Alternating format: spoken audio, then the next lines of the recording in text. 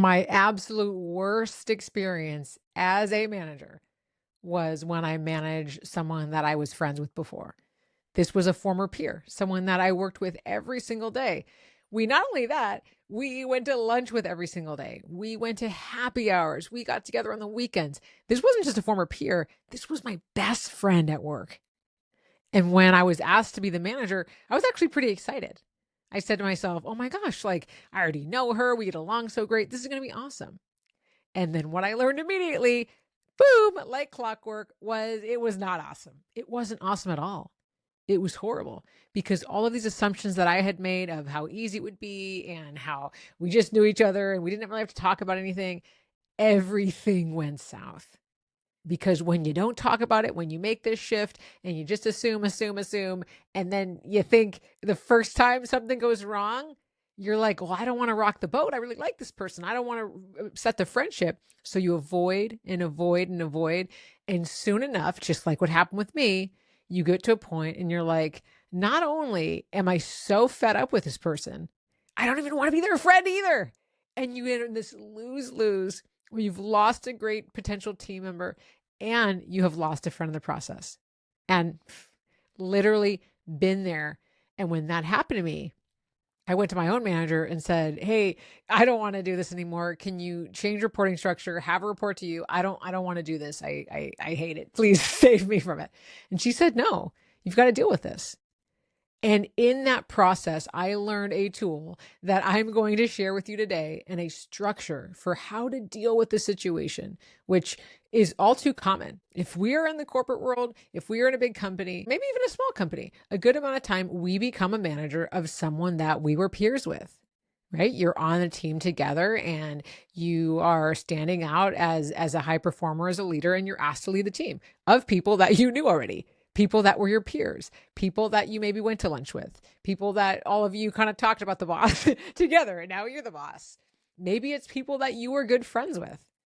When you're a business owner, maybe you've hired people, your friends or someone you worked with in the past or a family member. Gosh, that gets hard when it's a family member.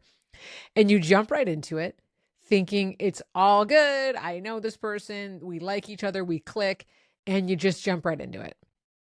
And because you know each other already, because you assume you have this shorthand, when you don't kind of like set expectations or parameters on how to work together, you just kind of jump in.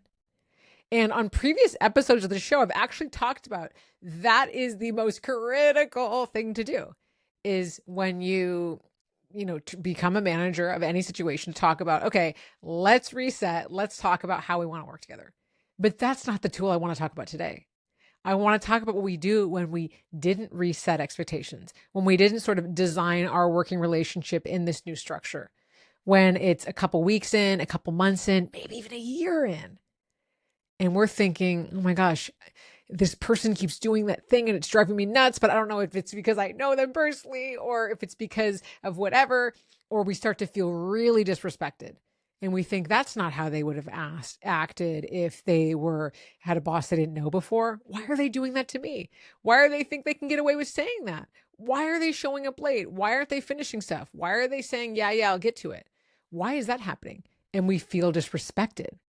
And now we're taking it personally because we know that person should give us maybe more respect because we knew them before.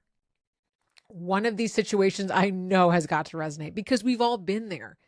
When we are managing a former peer or former friend, it's one of those things that you actually kind of get triggered faster and in a bigger way because you had that personal relationship. And so with this person that I was such good friends with, it took the whole thing crumbling. It took me begging to not be the manager, wondering, this was before COVID, trying to not have to come into the office. I have to deal with it. And that wasn't an option back then. Wanting to move my desk, thinking everything I could to not have to deal with this. So if you're thinking like, well, you don't know my situation, you really wouldn't want to deal with this person. Trust me, I have been there. I really didn't want to deal with this person like at all.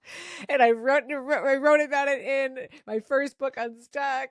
I wrote about it in the New Manager Playbook of how I would have dealt with this situation had I had the tools. And in this situation, the only thing that turned it around. And it actually, spoiler, it resolved itself from what I'm going to share with you in a minute, because I made the shift and started to have the conversation. And as I've been reflected back later, I thought, well, this is a structured conversation any of us can have, not just with former peers, but we can have it when we're giving hard feedback. We can have this conversation when we are trying to show a high performer that we value them. We don't want them to leave. And we can sure as hell have this conversation with that former peer when it feels like it is like scorched earth and there is no saving it. And what should I have said to this person? I should have started by taking responsibility and saying, hey, I know we were in this new dynamic and I'm the manager now. And we used to be friends, and it's like, it's a little bit weird, and I want to own the fact that instead of having a conversation and talking about how we want to work together, I just kind of jumped right in, and we weren't really given another opportunity. And so I apologize for that. Like, I want to own that wasn't probably the best move. Step one, owning it, showing up, taking responsibility. You know how far that goes with someone that's pissed at you? When you own it and you say, yeah, I've been reflecting and I realized I was wrong here. Think about how many conversations that you are avoiding, that you are dreading, would go better if you just owned it. Because there's always something we could have done better. Even if you feel like the person has been like really dropping the ball and everything's a mess and they are to blame. Okay. As that leader, could you have done something to be more clear? Could you have checked in with that person to make sure they were on the right page when they started? Whatever it is. Yeah. Okay. I'm going to say, yeah, there's always something we can own. Even if it's saying, hey, I'm owning, I didn't give you this feedback sooner and I let it get bad. And that is all I'm talking about. I would have started with owning it.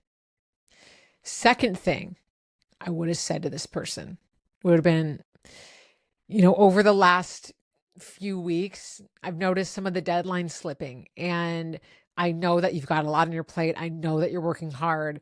I know that, you really want to do a good job, and it puts me in a tough position because, we're both really responsible for getting this project done. And I know it's a little weird because we didn't have that conversation we should have had, but I've got to ask, like, what do you need to be able to get these projects back on track? It's, this is kind of a non-negotiable. We've got to get this work done. I would have given the feedback directly and talking about what the impact of that was. I talk on the show about the situation behavior impact framework for feedback. That's the perfect place to sandwich this in. Give a specific example.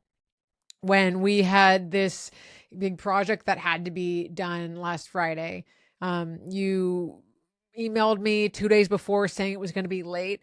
And as a result, because we couldn't move the deadline, I had to take that on and work on it all Thursday night. And, in the future,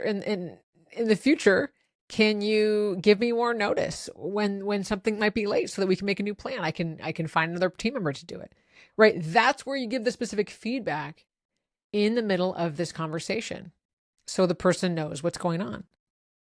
Now, because I took responsibility, hey, we should have talked about this before, I've de-armed it, right? I've de-escalated it so the feedback can be heard. But a lot of times we share the feedback and we don't end with anything. We don't talk about next steps. We don't have a path. So the third thing I would have done in this conversation with this former peer to salvage it would be to say, hey, I know things are a little bit rocky here. It's gotten tense. We don't want this to be this way. I know I don't, and I'm hoping you don't either. So can we make a plan to talk about this? Can we talk about our working relationship and how we have hard conversations and how we give feedback? The third thing I would do here is create some actionable next steps. Make a plan how we're going to turn this ship around. And this framework, what I just walked you through with this very specific example, is what I call the sit down. The sit down is a 30-minute conversation, and it has those 3 steps. You start by taking responsibility. Next, you share that specific feedback or recognition. And third, you make an action plan. So you come away with next steps. That 30-minute conversation can turn around any situation. A high performer who's feeling like they're about to leave, They feel, oh, wow, my work is seen. I'm valued. You're realizing maybe you haven't recognized me in the way that you should. That person has a plan, that next steps for how to be more recognized in the company or pursue their career path that they want to. It's for that retention, and it's for turning around the behavior that needs fixing. The person that's missing deadlines, the person whose attitude has shifted and they're kind of bringing the vibe down on the team, the person who is coming in late, whatever it is, we use the sit down and it starts to give everybody that clarity they need. And the truth is, while we're avoiding these conversations, we don't want to have them. We all know what happens. It doesn't get better. It doesn't get better. Things just get worse. There's no situation where kicking a can down the road is going to make it work itself out. I'm sorry. I have yet to see one. Please email me if you've seen one. I hope there is one for you out there. But the reality is, most of these conflicts that come up, the people that leave, the bad behavior that continues, the high performers frustrated because of the low performers bringing everyone else down, that's another one. Most of those things aren't big blow-ups, right? They start to escalate because we're avoiding the little tiny conversations that could have been mitigated with a sit down. And because it can be hard and know where to start, that's why I put together a free resource. I just launched my free conversation guide talking about 5 examples of these sticky situations where the sit down is critical. And I literally included scripts of what to say because sometimes we can't find the words. Grab that resource at leahgarvin.com/convo. This is going to get you in that habit of using the sit down. It's going to help you know exactly how to say it in a situation where you're feeling a little bit stressed, maybe one where you're not quite sure what to say, maybe where you're worried someone's get defensive. That's why I have the scripts for all these situations, because I've been there. You have heard it now first. I've literally been in a situation where I didn't have the words. And because I got through that, I wanted to put together a resource for you so that you can have the sit down with your teams whenever something comes up. leahgarvin.com/convo. Grab the resource. You are going to love how easy it is to use. And I want to reiterate that one conversation around kind of retention. I alluded to it, but just like I've been in the situation where with a former friend navigating all that like yucky stuff, I have been the high performer that left a team because my manager didn't have a sit down with me. And I'll get into this topic on another episode, but I really want to reinforce the importance of talking to your team members proactively, checking in with them, giving that recognition before you're getting the resignation email, before you are getting the text. I know they're not going to tell you in person. We all know that this day and age, no one's telling you that in person. It's going to be an email and you're going to know it from the subject. It's going to feel like a punch in the gut and you're going to say, why didn't they say anything? How did I miss this? And you missed it because you didn't have the sit down. It is the most important conversation you are not having. And when you have it regularly, proactively, you deal with any situation that comes up. And the guide is going to get you started. leahgarvin.com/convo, CONVO, right? The abbreviation for conversation.